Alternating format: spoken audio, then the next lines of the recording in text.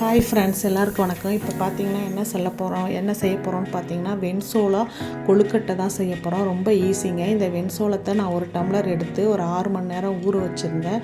ஊற வச்சுட்டு அதுக்கப்புறம் இந்த மாதிரி வடிக்கிற தட்டில் ஊற்றி தண்ணியெல்லாம் நல்லா வடிச்சிட்டு அதை ஒரு பேப்பரு இல்லைன்னா ஒரு வெள்ளை துணி போட்டு நல்லா ஒரு மணி நேரம் நல்லா காய வச்சுருவோம். இந்த மாதிரி காய வச்சு எடுத்துக்கிட்டு நிழல் காய்ச்சலாகவே காய வச்சுருவோம். காய வச்சு எடுத்துக்கிட்டு அதை ஒரு சட்டியில் போட்டு வெறும் வாணலியில் போட்டு அதை நல்லா வறுத்து எடுத்துக்கணும்.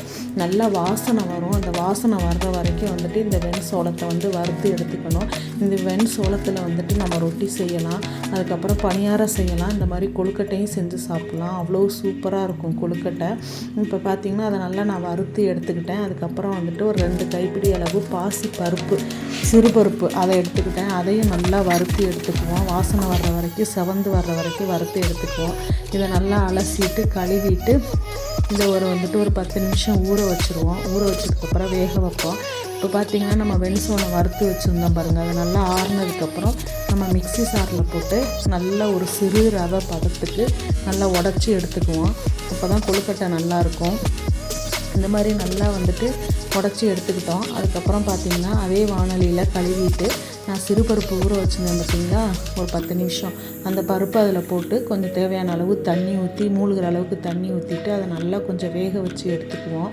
இது வெந்துருச்சுன்னா அந்த கொழுக்கட்டையோடு சேர்த்து சாப்பிடும்போது நல்லா டேஸ்ட்டாக இருக்கும். இப்போ பார்த்திங்கன்னா அந்த பருப்பு நல்லா வெந்துருச்சு. அதுக்கப்புறம் நம்ம அரைச்சி வச்சுருக்க மாவை அந்த பருப்போடு சேர்த்துக்கணும். இதுக்கு நான் ஏலக்காய் ஒரு 4 ஏலக்காய் நல்லா நுணுக்கி வச்சுருக்கேன். அப்புறம் ஒரு மூடி தேங்காய் வச்சுருக்கேன், வெல்லம் எடுத்திருக்கேன்.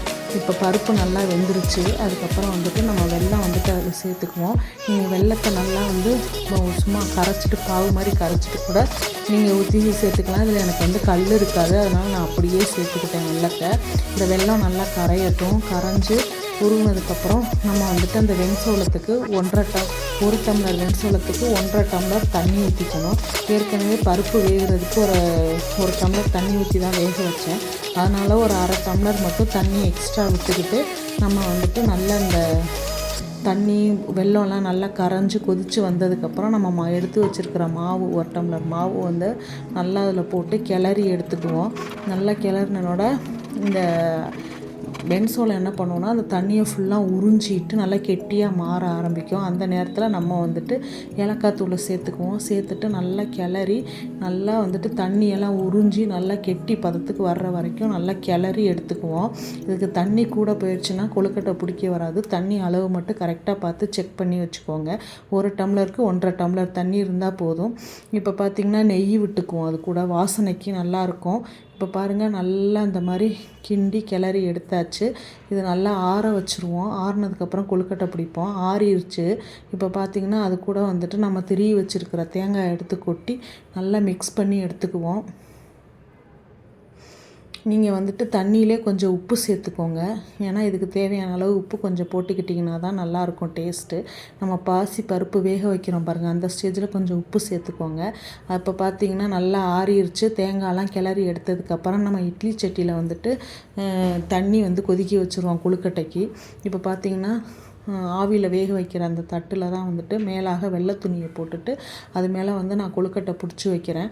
நார்மலாக அரிசி கொழுக்கட்டை பிடிச்சி வைக்கிற மாதிரி பிடிச்சி வைங்க. எந்த ஷேப்பில் வேணாலும் கொழுக்கட்டை பிடிச்சி வைக்கலாம். இப்போ நான் நார்மல் அரிசி பிடிப்பேன் பாருங்கள் கொழுக்கட்டை, அந்த ஷேப்பில் பிடிக்கிறேன். அப்புறம் பாதி உருண்டை ஷேப்லேயும் கொழுக்கட்டை பிடிக்கிறேன். இதில் நல்லா தண்ணி கொதிச்சிருச்சு, வெந்துருச்சு. இதை எடுத்து நம்ம அந்த சட்டியில் வேக வச்சு எடுத்துட்டோன்னா, இட்லி சட்டியில் வச்சு வேக வச்சு நமக்கு எடுத்துட்டோன்னா சூப்பரான எம்மியான ஹெல்த்தியான கொழுக்கட்டை நமக்கு ரெடியாகிருங்க. நீ அடுத்த பேட்ச் இது வெந்ததுக்கப்புறம் எடுத்துகிட்டு அடுத்து திருப்பி பிடிச்சி வச்சுருவேன். இப்போ பாருங்கள் நல்லா வெந்துருச்சு, எடுத்தாச்சு. இப்போ நான் லாஸ்ட்டு வீடியோவில் காமிச்சிருப்பேன். ஒரு மண்ணை எடுத்துகிட்டு ஒரு பாக்ஸு டப்பாவில் வச்சு நல்லா அந்த மண்ணை 2 நாளாக தண்ணியை தொளிச்சு ஊற வச்சுட்டேன். நல்லா மண் பொலன்னு வந்துருச்சு. அதுக்கப்புறம் நான் வீட்டில் இருந்த அந்த மணி பிளான்ட்லேயே கொஞ்சம் கட் பண்ணி எடுத்து இந்த மாதிரி நான் பாட்டில் வைக்கிறேன். வச்சு கொஞ்சம் கொஞ்சமாக தண்ணி விட்டு பார்ப்போம் அது எப்படி வளருது இந்த மண்ணுக்கு அப்படிங்கிறத நம்ம செக் பண்ணி பார்ப்போம். இப்போ பார்த்திங்கன்னா கொழுக்கட்டையெல்லாம் எல்லா பசங்களுக்கெல்லாம் வந்துட்டு கொழுக்கட்டையெல்லாம் கொடுத்துட்டு டீ போட்டு கொடுத்தாச்சு. ஈவினிங் டைம் தான் அது ஸ்நாக்ஸ் செஞ்சேன். சூப்பராக இருந்தது.